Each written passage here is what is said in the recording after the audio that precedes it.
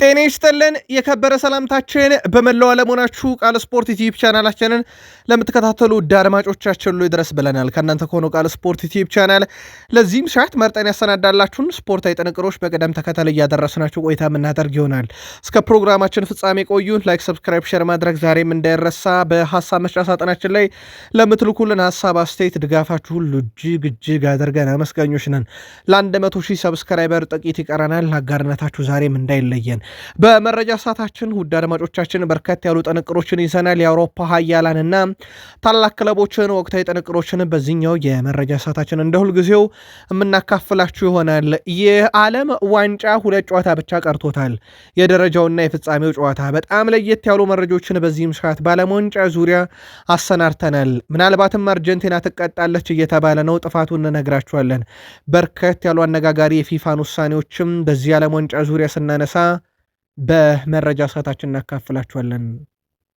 በማንቸስተር ሲቲ የመረጃ ሰዓታችን የፕሪሚየር ሊጉን ማለት ነው መስቀደመን እናነሳዋለን። የሲቲን መረጃ ካነሳን በኋላ በፕሪሚየር ሊግ የቼልሲን ወቅታዊ የቡድንና የዝውውር መረጃዎችም በቃል ስፖርት ዩቲዩብ ቻናል ተይዟል። የዝውውር ጉዳዩን እናነሳዋለን። ከሊቨርፑል ጋር በተያዘ አንዴ ኤራኦላ በተጨማሪነት ያነሷቸው ሀሳቦች አሉ። በርካታ ምላሽ የሰጡባቸው ጉዳዮች አሉ፣ እንመለከተዋለን። የሴቦዥ ላይ በክለቡ መቆየት ደግሞ ለሊቨርፑል የዛሬ ትልቁ ጉዳይ ነበረ። በቃል ስፖርት ዩቲዩብ ቻናል አጀንዳችን ይሆናል።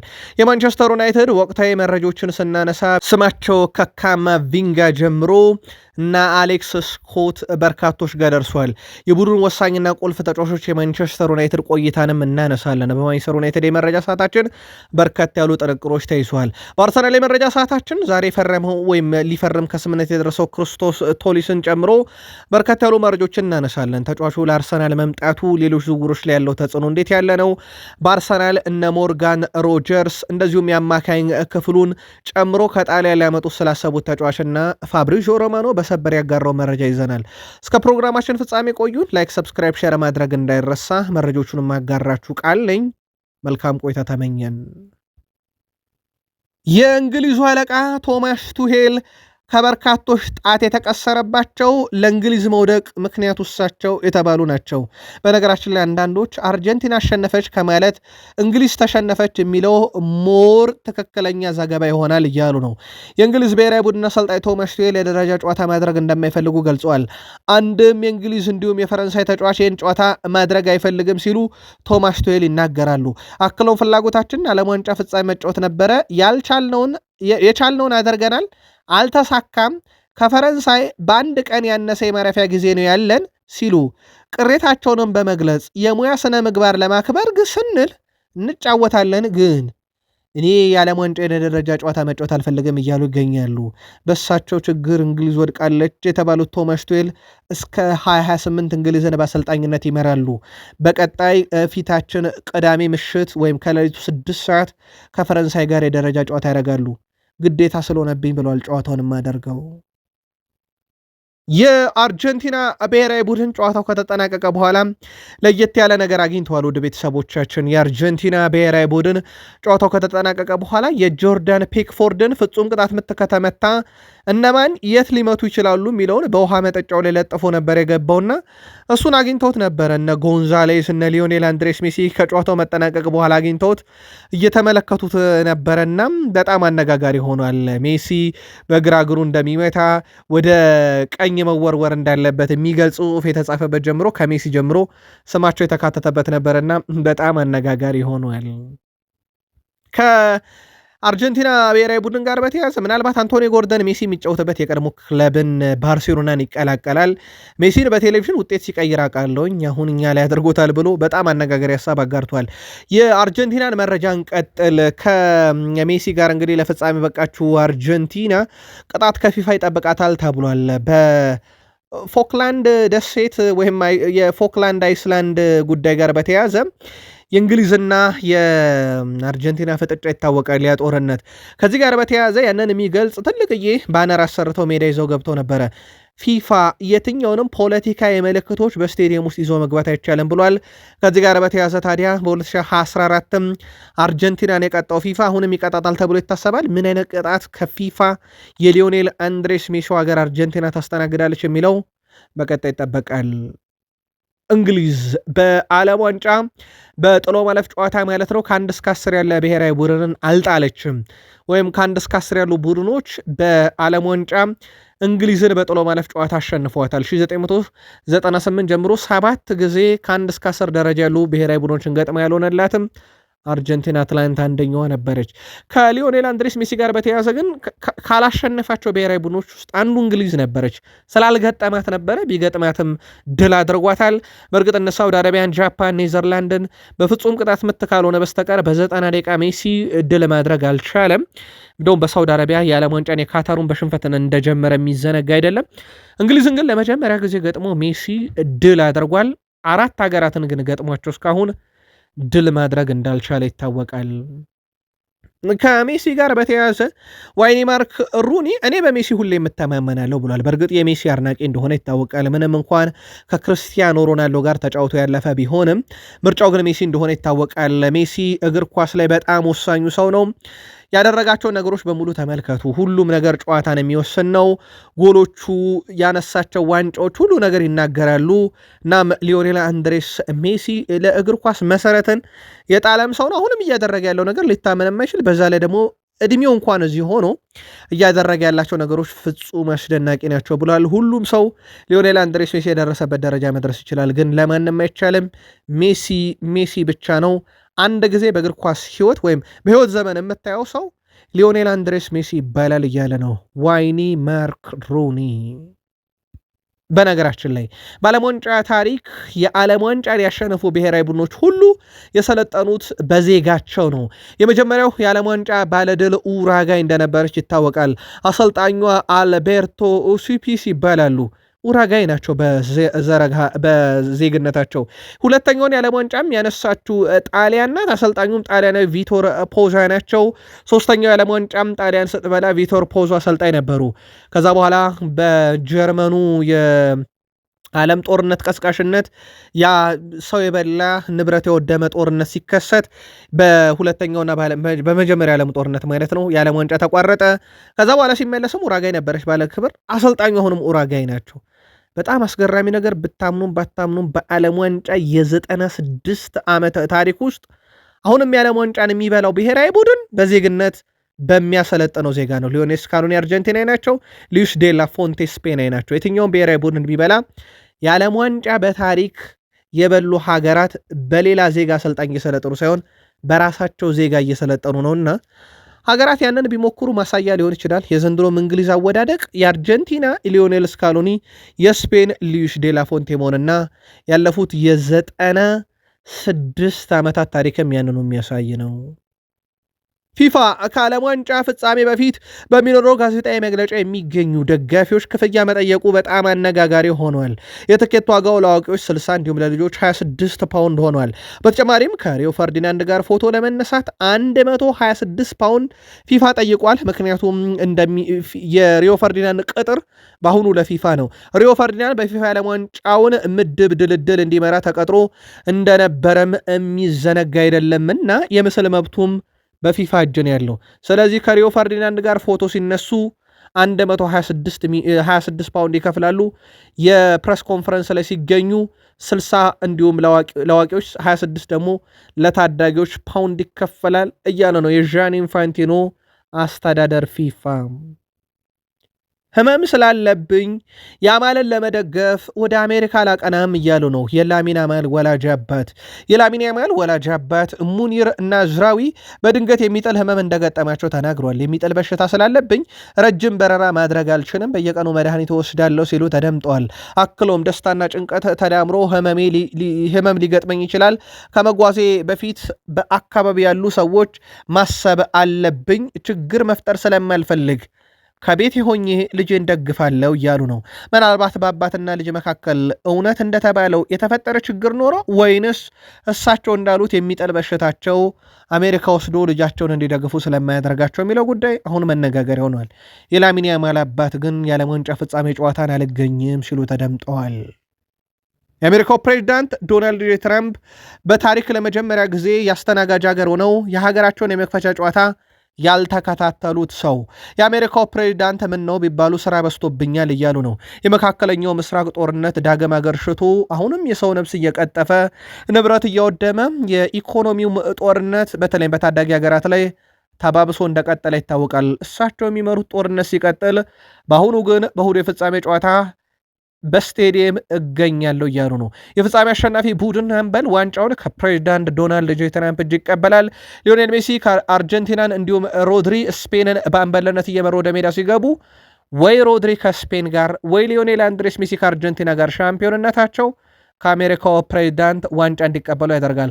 ከእሳቸው እጅ በቅርብ ጊዜ ዋንጫ የተቀበለ ሰው የቼልሲው ሪስ ጄምስ እንደነበረ አይዘነጋም። በክለቦች ዓለም ዋንጫ ጊዜ የስፔን የ2026 ዓለም ዋንጫ ፍጻሜን ጨዋታን እሁድ ከአርጀንቲና ጋር ስታደርግ በፍጻሜ ጨዋታው የስፔን ንጉሥ ፌሊፔ ስድስተኛ እንደሚገኙ ይፋ ተደርጓል።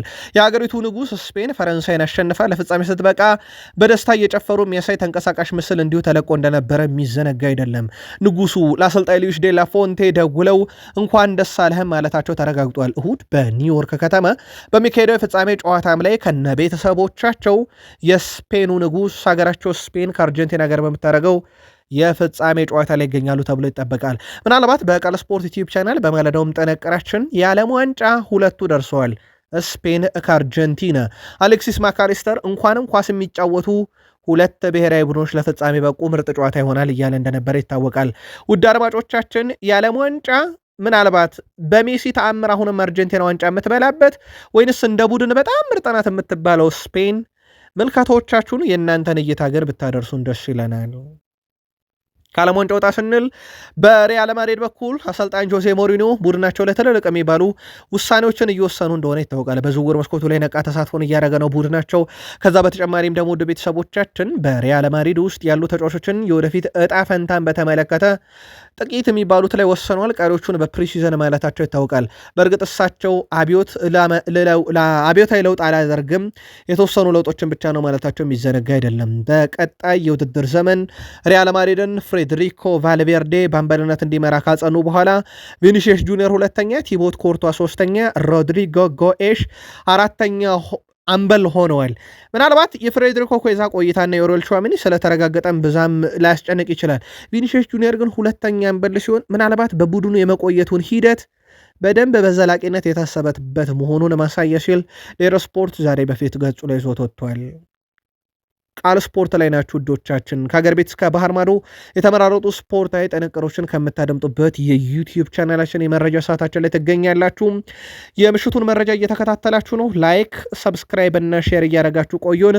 ከሲቲ መረጃን ጀምር። ፕሪሚየር ሊጉን ኤርሊንግ ብሮት ሃላንድ ከሀገሩ ጋር በጣም ድንቅ ጊዜን ያሳልፈዋል።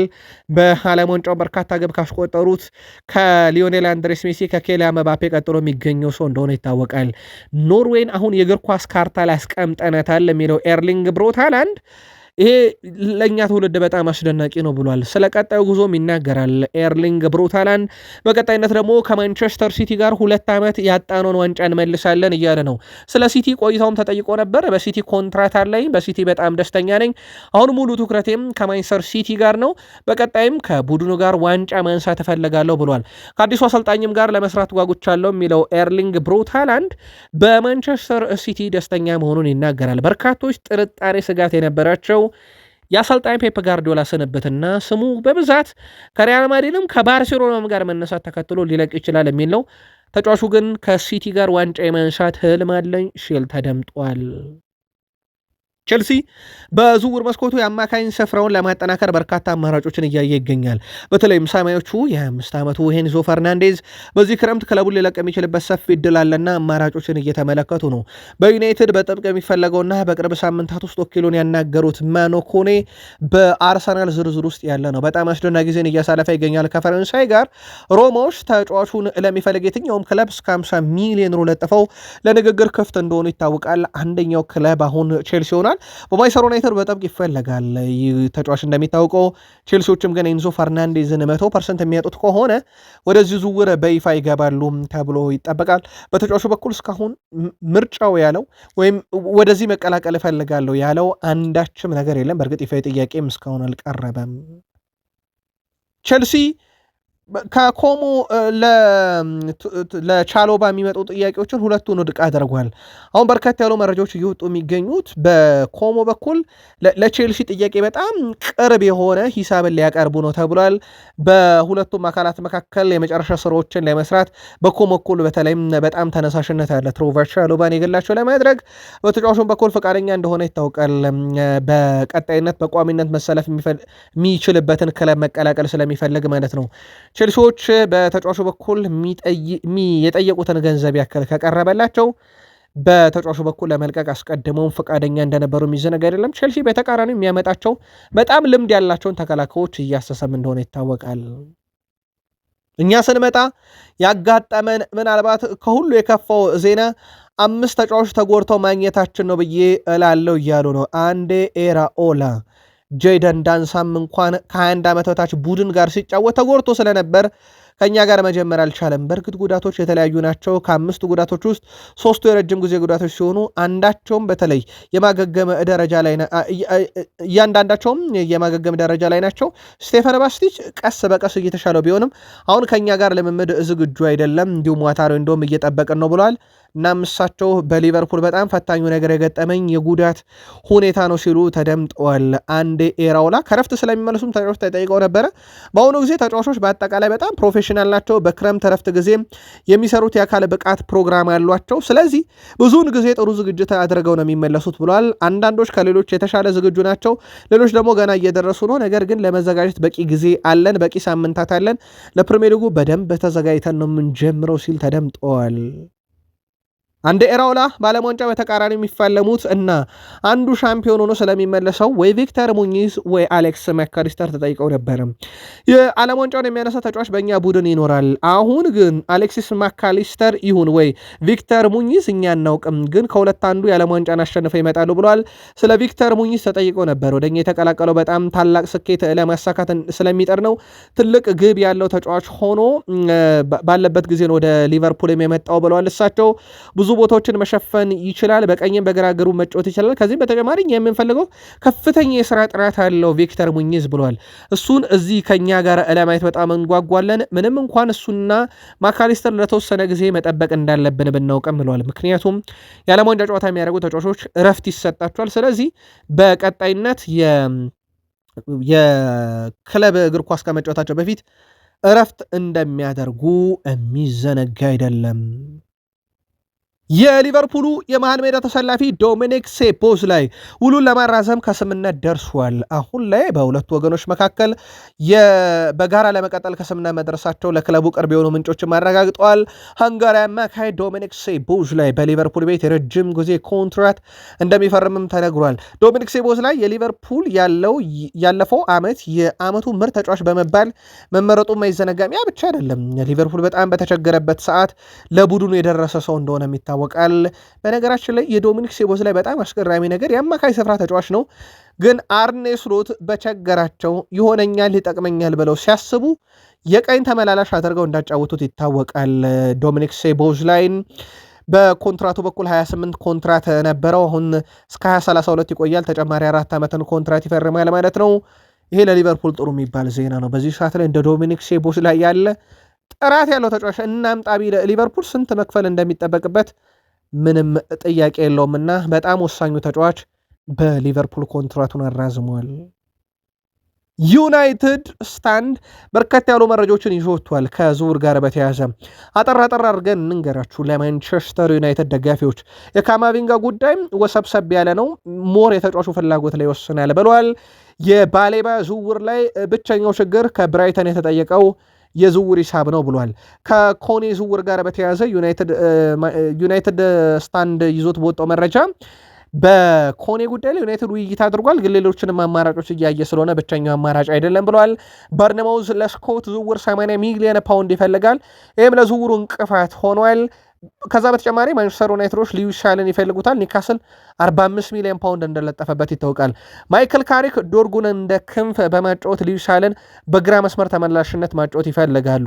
ከዛ ውጪ በማንቸስተር ዩናይትድ በኩል ራሽፈርድ ቢቆይ በቡድኑ አንድ ነገር ይደራደሩታል ተብሏል። በጣም አስገራሚ ነው። ደሞዙን እንዲቀንስ 325,000 ፓውንድ ዩናይትድ ሳምንታዊ ደሞዝ እየከፈለው እንደሆነ ታውቋል፣ ሻምፒዮንስ ሊግ ስለሚሳተፍ። ከዚህ ጋር በተያያዘ ዩናይትድ ድርድሩ ራሽፈርድን ደሞዝ እንዲቀንስ ነው። ማንቸስተር ዩናይትዶች በአማካኝ ስፍራ ላይ ካስፈረሙ ተጫዋች አንዱ የሆነው ቲልመንስ በካሪክ ስር ለመስራት በጣም ጓጉቻለሁ ብሏል። አዲሱ የማንቸስተር ዩናይትድ ተጫዋች ዩሪ ቲልመንስ በማንቸስተር ዩናይትድ ቴሌቪዥን ቆይታ አድርጎ ነበረ። ማይክል ካሪክ ምን ያክል ጥሩ አሰልጣኝ እንደሆነ በሚገባ አሳይቷል። በእርሱ ስር ስራዬን እስከመጀመርም መጠበቅ አልቻልኩም ብሏል። በህይወቴ እንደ ኦልድ ትራፎርድ ግዙፍ ስቴዲየም አይቼ አላውቅም፣ በዚህም ስቴዲየም ለመጫወት ጓጉቻለሁ ብሏል። እስካሁን ድረስ ለዚህ ክለብ መጫወት ምን ማለት እንደሆነ ማጣጣም አልቻልኩም። ልክ በዚህ ክለብ የመጀመሪያ ጨዋታዬን ሳደርግ ግን ያንን ስሜት እረዳዋለሁ ይላል። ከማጓየር ጋር እስካሁን አላወራውም። ከጆኒ ኢቫንስ ጋር ብዙ ጊዜ እንወያያለን። በሌስተር እያለሁም ከእነርሱ ጋር ጥሩ ግንኙነት ነበረኝ። ስለዚህ የማውቃቸው ሰዎች በዩናይትድ ይጠብቁኛል ብሏል።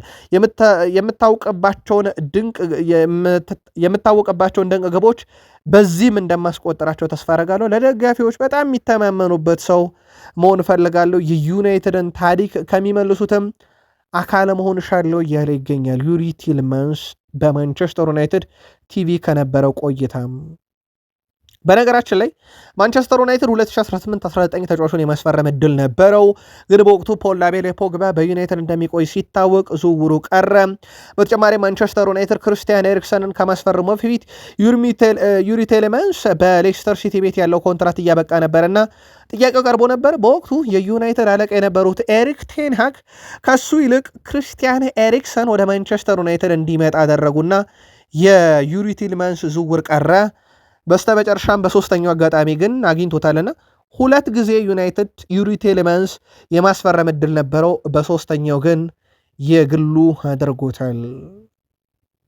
በማንቸስተር ዩናይትድ በኩል ሌሳንድሮ ማርቲኔዝ በበርካታ የቀድሞ የዩናይትድ ሌጀንዶች ትችት እንዳስተናገደ ይታወቃል። በነገራችን ላይ ሌሳንድሮ ማርቲኔዝ በዩናይትድ ቤት ቆይታው የተረጋገጠ ነው። በርካታ ክለቦች ፍላጎት እንዳላቸው ቢነገርም ቤን ጃኮብስ በማንቸስተር ዩናይትዱ ሌሳንድሮ ማርቲኔዝ ዙሪያ በርካታ ያሉ ፈላጊዎች ቢኖሩም ሆኖም እርሱ በዩናይትድ ቤት ይቆያል። የማንቸስተር ዩናይትድም አካል ሆኖ ቀጣዩን ሲዝን ያሳልፋል።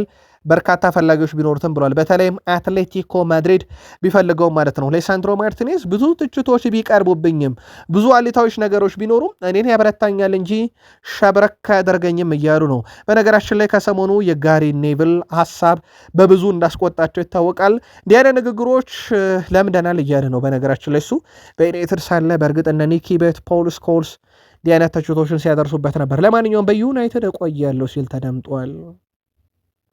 የሰሜን ለንደኑ ክለብ አርሰናል ክርስቶስ ቶሊሽን ለማስፈረም ከተጫዋቹ ጋር አስቀድሞ ከስምነት መድረሱን ትላንት አረጋግጠንላችሁ ነበር። ዛሬ ደግሞ ከክለቡ ክለብ ብሩጅ ጋር ከስምነት ደርሷል። አርሰናል 40 ሚሊዮን ዩሮ የከፈለው ከ40 ሚሊዮን ዩሮ በታች ለመክፈል ነበረ ከፍተኛው ድርድርና በጣም አሰልች የተባለው ድርድር ሲደረግ የነበረው። ግሪካዊ ተጫዋች ክርስቶስ ቶሊስ አርሰናልን ለመቀላቀል እንግዲህ ቅድሚያ መስጠቱ ዝውውሩን ቀለል አድርጎታል። ስምነቱ አርሰናል ከሌሎች ዝውውሮች ጋር ከሚያደርገው ጥረት ጋር በተያያዘም በጣም የተለየ ነው ተብሏል። በተለይም በዋነኝነት የትሮሳርድ አርሰናልን መልቀቅ ነው የክርስቶስ ቶሊስ ወደ አርሰናል መምጣት እውን እንዲሆን ያደረገው እንጂ ሌሎች ዝውውሮችን እንመለስባቸዋለን። ክርስቶስ ቶሊስ በተጠናቀቀ የውድድር ዓመት ወይም በ2025/26 የውድድር ዓመት በ51 ጨዋታ 22 ጎል 24 አሲስት በ51 ጨዋታ 46 የግብ አስተዋጽኦ አለው። ምናልባት ቪክተር ዮኬሬሽም ሲመጣ ወደ አርሰናል እንዲህ አይነት ቁጥሮች ነበሩት። በእርግጥ በስፖርቲንግ ሊዝበን በክለብ ብሩጅ ያንን ማድረግ በእንግሊዝ ፕሪሚየር ሊግ ማድረግ ላይቀል ይችላል። ክርስቶስ ቶሊስስ እንደ ቪክተር ዮኬሬሽ ወይስ እንደ አጠቃላይ በእግር ኳስ ሕይወቱ በ277 ጨዋታ 110 ግብና 68 አሲስት ያለው ተጫዋች ነው አርሰናልን የሚቀላቀለው? አርሰናል በዝውውር መስኮቱ ምናልባት ይሄ ዝውውር መፈጸሙ የሮጀርስንስ ጉዳይ የሚል ጥያቄ ሊያስነሳ ይችላል። አርሰናል የክንፍ ተጫዋች ያስፈርማል። አሁን ዋነኛ ኢላማው ሮጀርስ ነው። እንደ አማራጭ የተያዘው ባርኮላ ወደ ሊቨርፑል ያቀናል የሚሉ መላምቶች ናቸው ያሉት። አርሰናል በእርግጥ ቅድሚያ የሰጠው ለሮጀርስ ነው። የክርስቶስ ቶሊስ ዝውውር ከሞርጋን ሮጀርስ ሆነ ከሌሎች የማጥቃት ባህር ያላቸው ዝውውሮች ጋር አርሰናል ቀላቅሎ እንደማያይና የሮጀርስም ዝውውር ራሱን በቻለ መንገድ እንዲፈጸም ፍላጎት አለው። በእርግጥ የሮጀርስ ዝውውር ደግሞ የመፈጸም እድሉ በጣም ሰፊ የሚሆነው የጋብርኤል ማርቲኔሊን የሽያጭ ሂደት ሞር የተመረኮዘ ሊሆን እንደሚችልም ስካይ ስፖርት አስነብቧል። ስለዚህ የክርስቶስ ቶሊስ ዝውውር የሮጀርስን ዝውውር አያስቀረውም። ከቀረ ምናልባት በሁለት ምክንያት፣ አንድ አርሰናል ከቪላ ለመስማማት፣ ሁለት የጋብርኤል ማርቲኔሊ በአርሰናል መቆየት እውን የሚሆን ከሆነ ብቻ ነው። በአማካይ ክፍል ላይ ተጫዋች ለማምጣት የሚደረገው ጥረት ይቀጥላል። በነገራችን ላይ ብሩኖ ጉማሬሽን ለማምጣት የሚደረገው ጥረትም እንደቀጠለ ነው። ምናልባት አርሰናል አንድ ብሎ በሩ ተከፍቷል። የዝውውር መስኮቱ ክርስቶስ ዞሊስን በማምጣት አሁን የአርሰናል ደጋፊዎች ክለባቸውም ይሄ ከመጓጓት ወደ እርግጠኝነት እንዲመጡ የሚያደርግ እንቅስቃሴ ሊያደርግ ይችላል ተብሎ ይጠበቃል። ብሩኖ ጉማሬሽ የአርሰናል አማካይ ክፍልን ለማጠናከር አሁንም ቀዳሚ ሰው ነው። ሌላው አርሰናል የማጥቃት ክፍሉ ለማጠናከር ኬነን ያልዲዝን ለማምጣት አሁንም ፍላጎት አለ። በእርግጥ ዩቬንቱስን አነጋግረው ዩቬንቱሶች ተጫዋቹን ለገበያ እናቀርበውም ብሏል። አርሰናል ወደ ሌሎች አማራጮች ይዞራል፣ ግን የዚህን ተጫዋችም ጉዳይ በጥብቅ ነው የሚከታተለው። የኬነን ያልዲዝ ሁለገብነት በአርሰናል በኩል በተለይ በሚኬል አርቴታ በጣም የተወደደ ጉዳይ ነውና በዋነኝነት ወደ ቡድኑም እንዲመጣ ይፈለጋል። ምናልባት ለአርሰናል ደጋፊዎች በቃል ስፖርት ዩቲዩብ ቻናል በተደጋጋሚ አንስተነዋል፣ ግን ብዙ ጥያቄ በሀሳብ መስጫ ሳጥናችን ላይም እየመጣ ስለሆነ ነው። ምናልባት ከዜና ምንጮች በዓለም ላይ አንደኛው ከሚባለው ፋብሪዚዮ ሮማኖ እና ሌኪፕ በትልቁ ይጠቀሳሉ። ሌኪፕ የፈረንሳዩ ነው፣ ፋብሪዚዮ ሮማኖ ጣሊያናዊ ጋዜጠኛ ነው። ስለ ዊሊያም ሳሊባ የፋብሪዚዮ ሮማኖን ቃል በቃል እናደርሳችሁ። ዊሊያም ሳሊባ ተጨማሪ ሕክምና ምርመራዎች ያስፈልጉታል ቀዶ ጥገናውን ለመወሰን ብሏል። ሳሊባ ቀዶ ጥገና የማድረግ እድሉ ግን በጣም ሰፊ መሆኑንም የሌኪፕን ዘገባ ዋቢ ያደርጋል። ቀዶ ጥገናው አይቀሬ ይመስላል የሚለን ፋብሪዚዮ ሮማኖ ሲሆን የመረጃ ምንጩ የፈረንሳዊ ተነባቢ ጋዜጣ ሌኪፕ ነው። አርሰናል ከጉዳዩ ጋር በተያያዘ መረጃው ደርሶታል። አርሰናል ቀዶ ጥገና የሚያደርግ ከሆነ ከ4 እስከ 5 ወራት ከሜዳ ሊርቅ እንደሚችልም አርሰናሎች ማረጋገጫ አላቸው ይላል። ይሄ የፋብሪዚዮ ሮማኖና የታማኙ የሌኪፕ ዘገባ ነው። ሳሊባም በተመለከተም ተጫዋቹ የጀርባ ጉዳቱ ከበድ ያለ ጊዜ አብሮት የነበረና ከበድ ያለም እንደነበረ በራሱም አንደበት ማረጋገጡ ደግሞ ነገርየው ትንሽ ወሰብሰብ ያለ እንደሆነ ማሳያ ነው። ከዚህ ጋር በተያያዘ አርሰናል በርካታ አማራጮችን ገበያ ላይ ያየ መሆኑን ራሱ ፋብሪዚዮ ሮማኖና ሌኪፕ በዛሬው እትማቸው ይዞት ወጥቷል። ጥቂት ቆይተን እንመለሳለን። ሰናይ ምሽት።